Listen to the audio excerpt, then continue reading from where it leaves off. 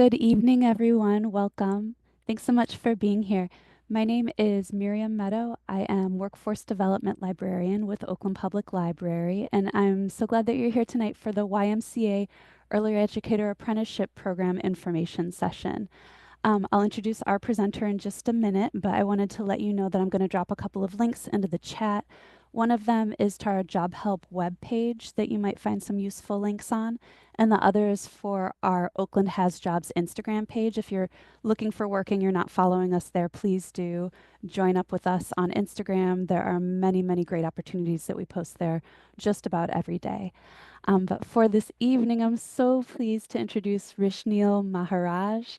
Rishneel is the success coordinator from the Workforce Development Department of the YMCA East Bay, and he's going to tell us all about this early educator apprenticeship program. Thank you, Rishneel. Awesome. Thank you so much, Meta. And I thank you for this opportunity to present to everyone here and you all. So again, I'll introduce myself one more time. My name is Rishneel Maharaj. I am the success coordinator at the YMCA of the East Bay ECI department. Today I'm going to tell you about a program that I help run as a success coordinator called the Early Educator Apprentice Program. I'm really excited to kind of tell you about our opportunity and see if this is something that's a good fit for you. If you're one of those people who like working with kids, who's always enjoyed working with kids and thought maybe I can make a career out of it. Maybe I can earn some money as well as get a free education. You're exactly where you need to be right now because this might be the opportunity just for you. So definitely tune in, listen as much as you can. If you have any questions, definitely know I'll be holding a Q&A towards the end. So if you have any questions, try to hold them towards the end and we'll get started. So welcome to the Early Educator Apprentice Program. Join us on a fulfilling journey to shape young minds, inspire the next generation, gain practical experience through mentorship and hands-on learning. And then we are sponsored by ESEPS. I'll go into a little bit what ESEPS is, but that is something that I do want to note. So what are we? So we're essentially an early educator apprentice program in which we want to create a career ladder and a degree-driven program which allows people who are interested in working with kids and working in early childhood facilities to allow them to gain the knowledge that they need as well as gain the education they need in order to move on from just a teacher assistant all the way up to a site supervisor, site director, all the way up to an area manager. And so we do that by offering free classes through one of our partner community colleges, as well as providing additional trainings, soft skills, things like that to really help our apprentices become fully well versed in early childhood education, as well as give them the qualifications they need, which they might not be able to afford on their own. So, aka getting those college classes, getting that AA degree, BA degree for free. So that way allows them to have that upward mobility in their careers. And when we have this program, who are we exactly targeting towards? So we are targeting, entry-level parents, staff, and the community members, and incumbent and current staff. And that's something that I really want to emphasize when it comes to our program is that we really do focus in our own communities in which we serve. To kind of give you a little information about the YMCA Head Start program as a whole. So what we are is we're early childhood education centers, and what we are is Head Start. And what that means is that we are state and federally funded to provide low cost or no cost childcare to our communities. Meaning that the people who, all the children that are in our childcare facilities, their parents meet a certain level of income thresholds, or it could be social welfare thresholds, but things like that, because based on need. Our enrollment for our students are always based on need. And because of that, we want our teachers to kind of represent the students that we're serving. What that means is that a lot of our children that we serve, come from diverse communities, from, brown, black, as well as Asian communities. And we want our teachers to also represent the students that we serve. And hence why we target entry-level parents, staff, and community members, as well as incumbent and current staff. And again, what is the reason? The reason is to expand workforce, recruit and retain employees. I'm sure many of you here know if you have any kids, if you don't have kids, childcare is only getting expensive and more needed as we kind of continue to come out of COVID-19. I'm sure everywhere you're seeing that there's a huge, huge need for childcare, and then there's a huge need for childcare teachers. And so we hope that our program is kind of another incentive to allow people to come into our industry as well as stay in our industry, continue to be a teacher, continue to learn, continue to grow so that we're able to build and create the teachers that we need. And then where is this located? It's going to be at all of our local sites and centers. So that's a great thing about our apprentice program is that you're eligible to work at any of our ECI centers in the East Bay, which goes all the way up from Pittsburgh, Antioch region, all the way down to Hayward side. And then lastly, it's all about the magic. And what is the magic? It's our secret sauce, and we'll go about in that in shortly. And I do want to kind of bring a little eyesight to our little wrong way, our little graph we have here when it comes to the YMC apprenticeship model. And so I do want to highlight a couple things that we do focus on when it comes to our programming. The number one thing I really want to highlight is that top middle one called cohort learning community. So if you are accepted into our program, you will be a part of a cohort. That means that everyone in your cohort, which is tends to be about 20 to 30 people per cohort, you'll take all the same classes together, you'll take all the trainings together, everything you'll be doing will be with them. So you're able to kind of have that group setting, kind of have that group support. That way you can able to create study groups, things like that. So that way you are able to kind of rely on others as well as us as well. Second, we do have a tailored approach. Um, what that means is that we try to adapt each situation to each individual. We understand that everyone has different goals when it comes to childcare and when they want to go in their career. And so that's something that us success corners do our best in order to manage, like, what is your goals? What do you want out of this program? And that's often how I start my one-on-ones with my apprentices. Like, first things like, what do you want? Okay, we'll go. Moving on to individualized support, so we are able to offer many supports, which I think are super amazing. One thing is we offer is free tutoring. We pay for all your books, textbooks, all that fun stuff because we want to do our best in order to make sure you're getting the support you need. And when it comes to that tutoring, we are also able to kind of go as far as getting language tutors. So maybe if you speak a different language, if we're able to find you a tutor that speaks a common language for you, we're always more than happy to make that effort. As well as recently we kind of invested in some additional tech that allows our students to translate textbooks on the same page, things like that, in order to make sure everyone kind of has the equal opportunity to succeed in these classes. And the next, strong community partnerships. So that's one thing, like I mentioned earlier, is community is really important to us. And shout out to one of our amazing community partners, the Oakland Public Library, for allowing me to come present to you all as well. It's been super exciting and like kind of relying on us as well. So for strong community partnerships, we also have partnerships with many local organizations that don't may not deal with what we're doing, but we've often referred our students out to. I know often our students might potentially have housing insecurity, and so we do have a connection at one of a nonprofit for housing that we're able to kind of refer you out to see if they can kind of support you where we might not be able to support you in. And then as well as diversity and inclusivity, as like I mentioned before, our centers are really diverse. We want our staff to reflect directly by that. So what are the benefits of becoming an early childhood educator? One of them, it's a fulfilling career. So if you're someone who loves working with kids, really enjoys it, I think it's amazing. You're able to guide and nurture the young minds, and it's incredibly rewarding. I can speak for personal experience as a former educator as well. It's really, really amazing to see huge academic and developmental milestones happen right in front of your eyes, and being able to support those children and getting those milestones in a very positive and amazing way. Second, contribution to child development, helping children learn and grow in their crucial early years. Like I mentioned, being able to be there, being able to provide that positive environment for these kids in order to learn themselves and kind of grow as their own. Because in our centers, since they are early childhood centers, these are going to be kids from the age of 0 to 5. And so with these ages of 0 to 5, you'll see a lot of development happens, and you're able to kind of have a positive impact on that. Third, varied work environment. So this is one of my favorite things about being a teacher as well, is that every day brings new challenges and opportunities for creativity. Me personally, I'm one of those people where if I do the same thing every day, I come to work, sit behind a desk 9 to 5, go home, I'd be boring, I'd be bored, I would not be fulfilled. I've always been someone who loves having new things every day, walking to the door and being like, I wonder what today will bring. And so if you're someone that's excited by that, early childhood education is definitely going to be there. And then lastly, the job stability and demand. Like I mentioned earlier, the demand for teachers are all-time high, as well as the stability as well. Teachers aren't going anywhere as childcare is becoming more and more important in our society, especially as we do again return from that post-COVID-19 reality that we used to live in. And so what our program looks like. So if you're someone who's joining our program who has no early childhood education, this is what the program would look like for you. So about 50% of the program will be your higher education, which are going to be your college classes through your community college. Those college classes are fully online. You meet once a week, virtually via Zoom, and those classes will always be in the evening time, since many of our students do work regular jobs during the daytime. We do try to our best in order to have all of our classes in the evening time, once a week, fully virtual. And those are going to be for the first four initial classes.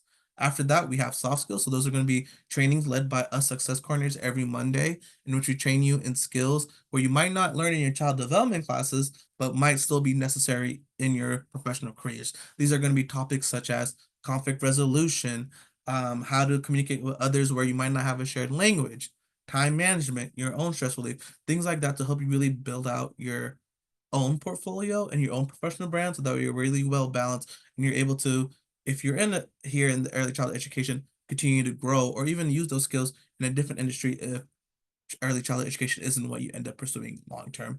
And then lastly, on the job training. So one cool thing about our program is that we do offer an on the job training aspect of the program, which allows you to use what you're learning in your class in the classrooms. During the on the job training portion, you'll be temporarily hired as an apprentice teacher assistant, meaning that you'd have to work at least about 50 days.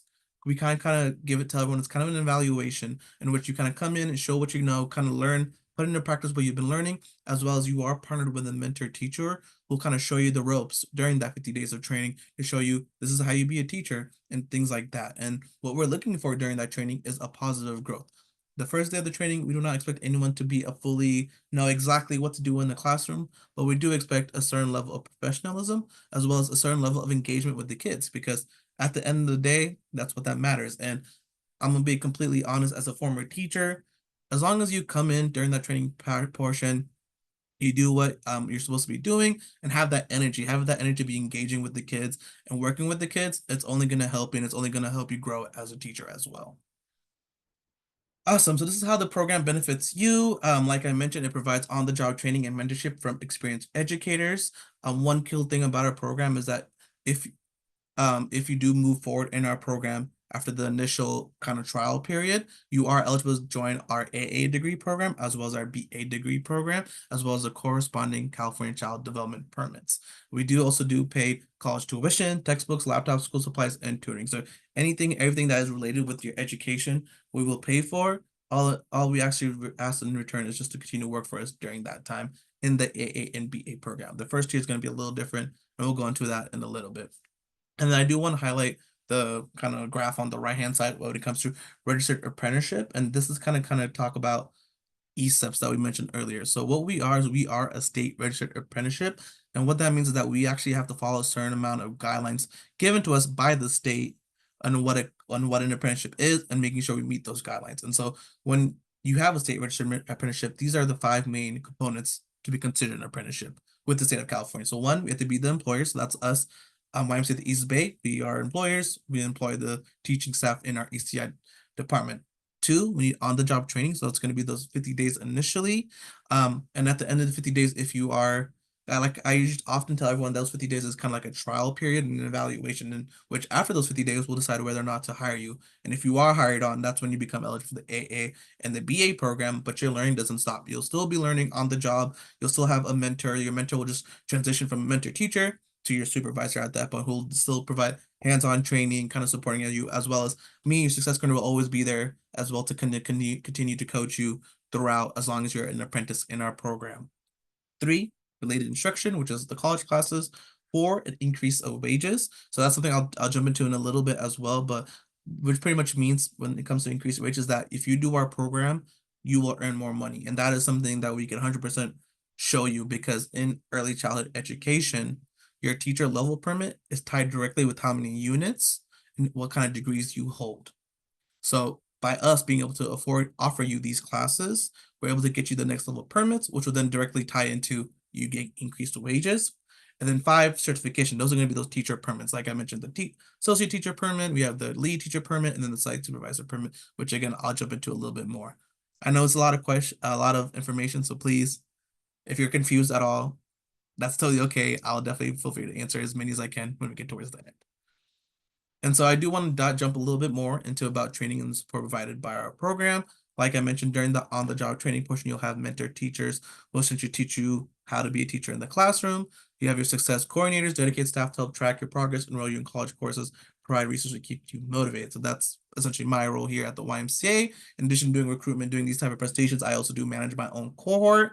And essentially, us success coordinators are your end all and be all for anything that comes to classes. We enroll you in all your college courses as well, so you don't have to even worry about that. We also do help you provide resources and, like I said, keep you motivated. So if anything ever comes up, just talk to us. We'll always do our best to support you. And one thing I always emphasize when it comes to my role as success coordinators, my job is in its title of success. If you're succeeding, I'm succeeding. If you're failing, I'm failing. So just knowing that we're here as your greatest advocates and as your greatest supports when anything and everything can come up or can go wrong.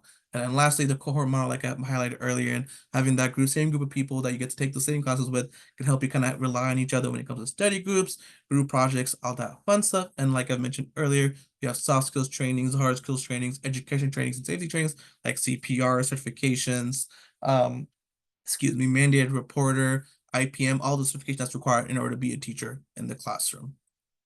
And so here's where the program structure is going to look like and kind of why I held off a little bit when it came to the permitting stuff, just because it can get literally confusing. That's why I want to kind of show you the graph that we have. And so many of you, when you apply for a program, it'll be for this tier 1 all the way up top, the associate teacher permit. So those are people for who don't hold any teacher permits in the state of California, who don't who may have taken a couple ECE classes, but they don't have enough to qualify for the associate teacher permit. The associate teacher permit, the main requirements for that permit is going to be 4 specific ECE classes, and then those 50 days of on-the-job training. And as y'all were listening, and like I mentioned earlier in my presentation, that's essentially the beginning of our program, is those 4 classes and the 50 days of training. So hence why we have that built into our tier 1, is that the outcome of our program, regardless or not if you're hired on after those 50 days, is you will still receive a teacher permit because you completed the 4 classes we're going to enroll you in, and then the 50 days of training, in which then you can get the permit. And then if you're hired by us, amazing, we'll hire you as a teacher, continue to work as a teacher. You can get an AA degree or BA degree if you qualify. But at those end of those 50 days, if we decide not to extend you a job offer due to staffing, due to opening, due to funding, just know that you still qualify for that teacher permit and you're able to get that and then go work as a teacher at a different organization as well. So just know that when it comes to the teacher permits, it's not just for the YMCA, it's for the state of California. And hence you're able to kind of use that permit to get a job somewhere else if the YMCA isn't for you, or regardless of if you're offered that job, or even if you personally like, love this program, but I just don't honestly want to work at the YMCA. Totally okay. You can still use that permit and get that a job, teaching job somewhere else. So that's kind of tier 1, and that's what's going to be for most of you interested in our program. And so if, again, at the end of those 50 days, if you are hired on, then you become an incumbent staff member, and it qualifies you for our tier 2, which is the AA degree, which you'll take more ECE classes, you'll take a GE class, you get AAT to transfer, which then also is the equivalent of a California teacher permit, which will help you get permitted for. And then you'll move on to our BA degree program, which is going to be through either California State East Bay or ECE college based out of San Francisco called Advance. And then same thing, you'll take all your classes through them. And then if you continue to work for us during all that time, we'll continue to pay for all the classes with the hope that you'll complete with the BA degree. You'll be eligible for a site supervisor permit and have that Bachelor of Arts degree, which you can use to go wherever you really want after that. So these are some of our partner colleges. We have Berkeley, Chabot, Contra Costa, Los Medanos, Merritt, East Bay, and Advanced College. I personally manage our Berkeley City College all the way up top. I love it. I think it's amazing. We're able to really build these strong partnerships with our colleges, and able to kind of also use them as resources as well. So I'll often reach out to my Berkeley City College connections whenever there is some support needed that we might not be able to provide. We're able to kind of fill the gaps where it needs to be in order to make sure that you have everything you need in order to be successful. Cool. So this is the qualification skills required. I'm gonna be 100% honest. The main, biggest, number one qualification needed in order to be successful in our program, as well as to join our program, is just having the want to work with kids. I'll be honest, working with kids is not for everyone. And if you're someone who's like, I don't really like working with kids, know that that's totally okay. You don't have to be a teacher if you don't want to be. But I really implore you that if you do pursue this opportunity, that you think about that. And if you do like working with kids, please come on in. That's all we like at its core. That's all we're really looking for. Because if you have the desire to work with kids, the passion to, everything else will fall in place. And that I always promise and can guarantee. And then, like I mentioned, within our program, we do have the permits kind of built into it, and those are going to be the ones that are starred. That's going to be the associate teacher permit, the teacher permit, and then the site supervisor permit. Awesome. And then I do want to highlight one thing that we are looking for as well when we do interview our candidates is we are looking for people who want to start a career in the early childhood education field, specifically with the YMCA, and to grow. We want people who join our program, who join that initial tier, the first four classes, the 50 days, to be like, Rich Neil, I know I'm here for the tier one. I'm only taking the four classes. I'm only taking 50 days, but I want to be here. I want to get hired so that way I can get my AA degree. I want to get my BA degree. I want to be a teacher so that way I can grow and I want to one day be an area manager. Is those type of things that we really do look for when it comes to apprentices when we interview them, just because we want to really build that goal of hiring and nurturing individuals who look in within the grow within ECI as well as within the YMCA. And that's why we have this program is to retain staff, to keep you wanting to stay here long term so that way you get that free college with it. Awesome. So this is what the application process is going to look like. I'm definitely blocking it a little bit. Let me scoot a little bit over. So what we have is application submission. You're going to submit your application online at teachymca.org. We do ask about 1 or 2 weeks for each application to process, as it does have to process through our system for some time. I'm going to be completely honest when it comes to our availability for our January 2025 cohort. So we do have a cohort starting in a couple weeks. We do have a couple spots left. So if you are someone interested who's like, I'm trying to start classes right away, I would definitely implore you to apply right away.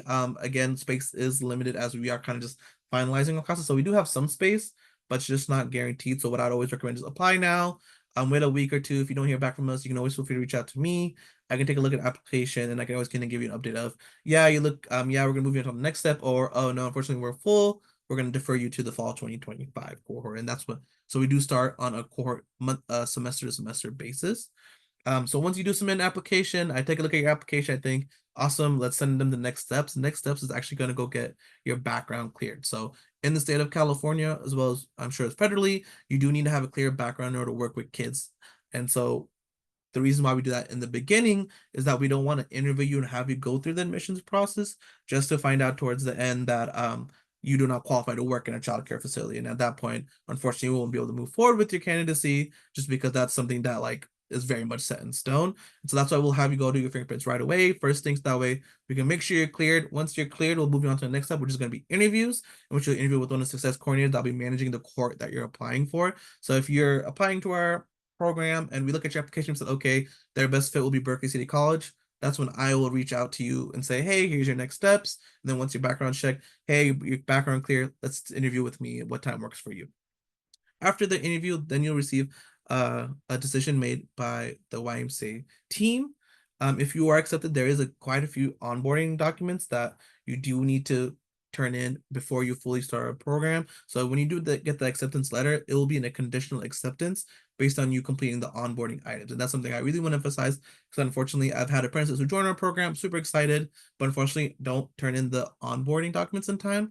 And due to licensing requirements by the state, I have to dismiss them because it becomes a licensing and legal issue when it comes to childcare facilities in the state of California. And then so those are going to be a health screen. It's pretty much saying that you can do the duties of a job, which are usually stand, crouch, pick up 40 pounds, get on your knees, things like that when it comes to working with kids. It's going to be a negative TB test, which you can usually get done at the same time as a health screen. You do need to show proof of MMR and Tdap. Those are two vaccinations that are required by state of California to work with kids in the state of to work with kids. If you've gone to public school in California, you already have these two shots because they are required for all children that attend public schools as well. If you're not sure, always just pull up your vaccine records. And if you don't think you've ever gotten them, totally okay. You can still get them done even as adults. And then lastly, the flu shot. The reason I had that separate is the flu shot is optional. You either get the flu shot or you do need to sign a declination of the flu shot form that we have. So it's one or the other. So it's not required per se, but you do need to do either have it vaccine, either get the vaccine or provide documentation that you will not be getting vaccinated. Once you do all of that, that's when you'll officially become an apprentice. We'll start you with our soft skills trainings. We'll enroll you in your college classes. So if you do join us for the January, it'll be for spring classes. And then after at one of our partner colleges, and after that, you'll be on your way. Awesome. So here's going to be some frequently asked questions. How do I apply for the apprenticeship program? To apply, you can visit our website, teachymca.org, and fill out the application. What qualifications do you need? So you do need to have a valid background check, passing a health screen, TB test, proof of MMR, Tdap, and flu. And again, like I mentioned, that passion for working with kids. Are the college courses in person? Nope. Majority of our partner colleges provide online courses for flexibility. So all of our tier one classes that I showed earlier, those are all going to be fully online. And even our AA and BA program, they are still mostly online, but I have seen a couple times where they are required to go in person due to some in-person components of a class which can't be moved to online.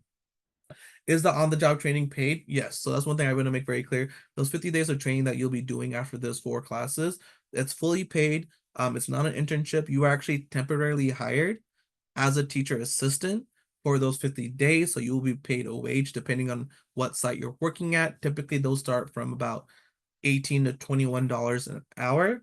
Um, Another thing I want to say is that it is for 50 days, but the minimum requirements of at least 3 days a week and at least 3.5 hours a day. So that's how you're going to accrue those 50 days. If you want to work more days or more hours, you definitely can, but it does cap out at 30 hours. So you cannot exceed working more than 30 hours a week during the on-the-job training portion. But if you're someone who does need those 30 hours a week due to your own personal finances, bills don't stop when you're in this type of programs, totally okay. Communicate that with us and we can adjust it so that way you're able to work up to that max limit of 30 hours a week. And then when will I start my on-the-job training? All of our apprentices are required to have 6 early childhood education units before starting OJT, meaning those 6 early units is 2 college classes. So for any of you folk who do apply for a program who are wanting to start in January, what it look like is you take your 2 college classes in January, as we do offer 2 a semester, and then you do your 2 in January, you'll do on-the-job training then in the summer, and then you do your last two in fall, and then you'll be done with our program. And then which college will I go to? Your home college will be your program. On our program depends on a geographical location, funding, availability, and education goals. So that's something I do want to emphasize. So for me, speaking on my Berkeley City College cohort, everyone in my cohort are people who receive CalWorks benefits from the Alameda County or people who have kids under the age of 5 just due to funding requirements. Unfortunately, I'm not able to accept any people in my cohort that don't fall under those 2 umbrellas. However, our Chabot College, our LMC College are able to accept people who don't meet any of our funding requirements because we do have like what I like to kind of call as like non-funded spots where you don't have to meet any certain requirements from it. We have a certain amount kind of left open each cohort, but those spots do go the quickest. So that's why I always implore people to apply as soon as you can. So that way you kind of first in line for those non-funding spots if you don't fall under any of our funding requirements. Have any more questions? Please reach out to your success coordinator who has been in contact with you. That would be me since I had this presentation. No one reaches out to you. Again, reach out to me as well. I'm always more than happy to follow up with other success coordinators, as well as provide any answers to any questions that you may have. And this is my information right here. I do want to leave it on the page for a little bit. And it is the last page of my presentation. So I definitely do want to hold it open up for questions. Again, my name is Vishnu Maharaj. Y'all have been a pleasure to talk to. That is my email, my phone number, as well as my title. Definitely feel free to write that down, screenshot it. I can definitely drop it in the chat as well in a bit. And if you have any questions, definitely feel free to raise your hand, cough off mute, drop it in the chat, and I'll answer them. More than happy to answer them right now.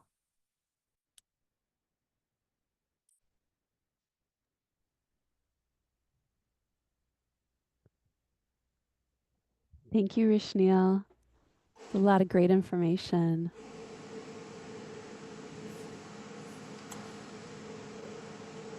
Do you have a question?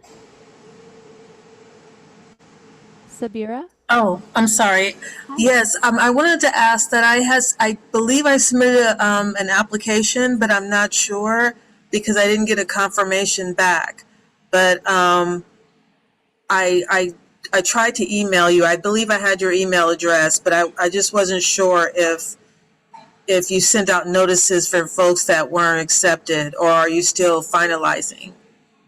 So we're still finalizing. So if you've been waiting for like a week or two, I'd say for sure if it's been more than 2 weeks, definitely email me. So because we kind of are like kind of picking and pulling from our application pool right now. So some people might have a little longer waits than expected. But Oh, so if you want to go ahead and email me at my email with your first and last name, I can definitely pull your application and give you an update on your status. Okay? okay. Thank you. Of course, Thank more than you. happy to. Mm-hmm.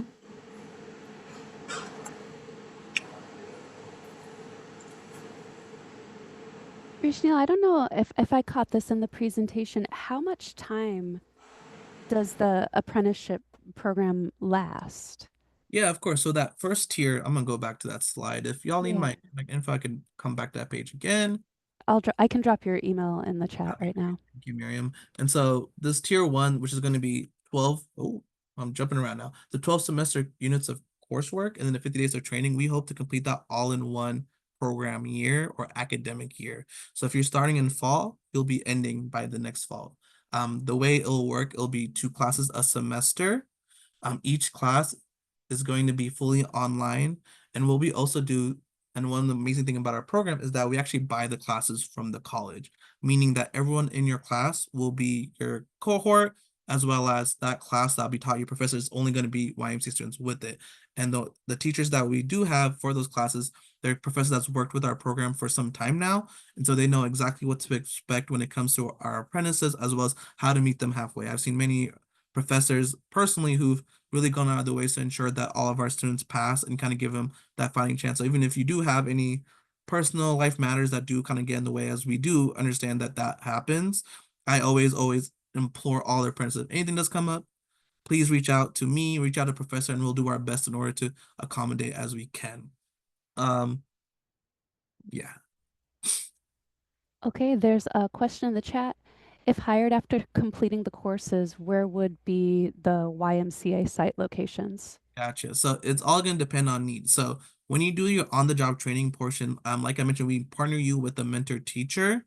So that's based on availability. So essentially, where do we have an mentor teacher available to pair with you, as well as what's feasible for you when it comes to your commute and things like that. So we do our best to kind of place you to a center that works best for you when it comes to commuting, but we do also factor other things such as mentor teacher fit, work style, need as well. And then when it comes to being hiring on after that 50 days, you could be hired on at the center that you did your training at, but you could be also hired at a different center. It really just depends on where we have an open role. I'm gonna be honest right now, when it comes to teacher roles, we're always looking for teachers because teachers are always going to be in need. One thing you all will learn quickly if you do join our program is that ratio is a golden number you hear in early childhood education constantly, because we need a certain amount of teachers to students, and when we don't have enough teachers, that affects how many students we can have in the center. And so you'll always be seeing openings for teachers. It just might not be at the center you prefer. But what I always tell everyone, actually had an apprentice who just recently was hired on after her 50 days. She was getting hired on at a different center that wasn't her first choice. But I still learned, I'm like, you should still take the job, you should still come in, because it's much easier to move around centers once you're within an organization than to get in the first one outside looking in, if that makes sense. I hope that answers your question, Tanisha. And another question from the chat. Are you getting paid after completing 2 classes or only during the on-the-job training? Gotcha. So that's a great question. So the way our program works is that we're based on grants and funding from private donors. And when it comes to that funding, they have certain requirements for us to meet when it comes to our program. And so some of our funders, they are able to provide us extra funding in order to provide stipends for some of our students who complete classes, but it's going to be based on funding requirements. So like I mentioned earlier, for example, my Berkeley City College cohort, some of those students are people who have kids under the age of 5, and our funding group that gives us money for that cohort, they give us additional money to give those people stipends. So it really just depends on your funding requirements. That's something that we can tell you as soon as you submit your application on whether or not you'll receive a stipend. And those stipends are only going to be for the classes where you get paid $500 per class completed. But again, it's not for everyone. It just depends on funding requirements. As for the training, you will be paid as that is technically a temporary employment. And another question, is there part-time? Yes, so the on-the-job training is going to be part-time. Again, it's going to max out at 30 hours, but you can work as little as 3 days a week, 3.5 hours. Because we essentially did the math of like how long would it take you for hit 50 days, still fall within that temporary teacher assistant title.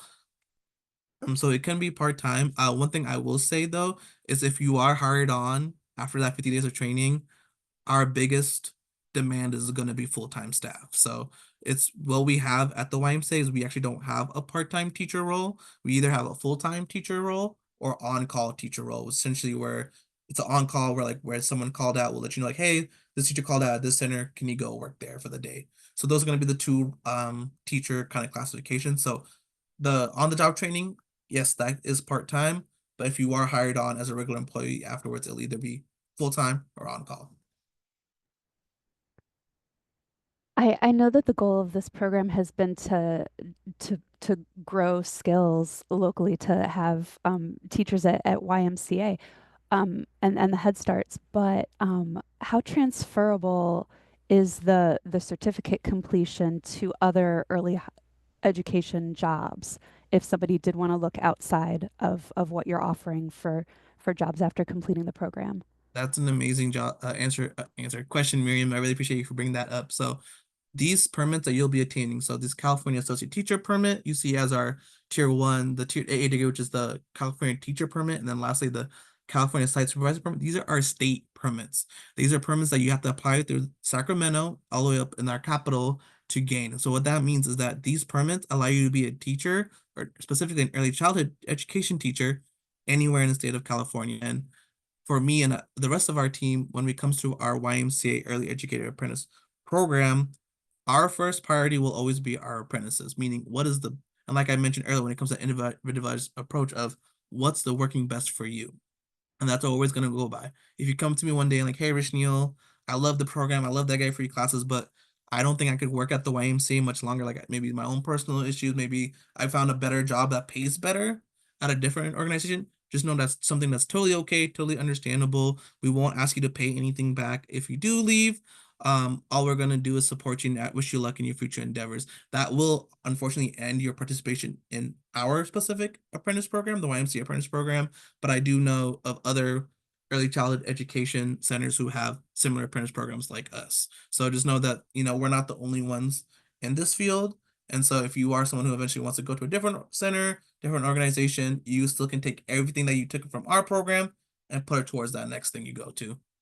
Thank you for asking that, Miriam. I have a question.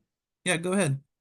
Is there any type of individual that you're specifically looking for when it comes to this, besides like someone who has interest in working with children? Like, are you looking for an individual that has experience in the past working with children, or an individual who's just open to learning? Both. Honestly, one of the great things we hear in interviews are people who used to have experience. We often get a lot of applicants who maybe they used to teach at their home country back home, and unfortunately their degree didn't transfer over here. Yes, we want that. If you have any experience, we're always more than happy to take anyone with experience, but it's not required. So that's how I kind of would phrase that answer for you.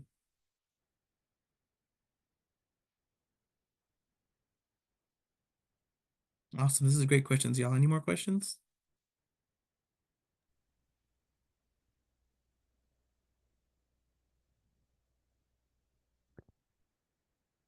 All right. Well, at this point, I'm going to stop the recording. And if anybody wants to come off mic and ask a question once we're off recording, I totally get that. I understand it. Thank you so much.